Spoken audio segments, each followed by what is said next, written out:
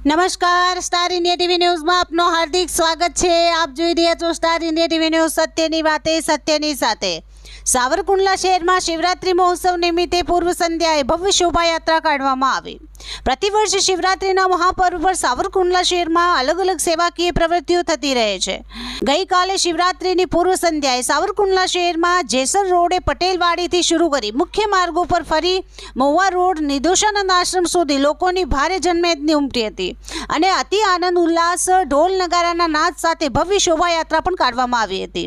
આ શોભાયાત્રામાં ગરમીમાં રાહત આપવા માટે સાવરકુંડલા શહેરના સેવાભાવી યુવાનો દ્વારા વિનામૂલ્યે ઠંડા શરબતના પરબ પણ ગોઠવવામાં આવ્યા હતા।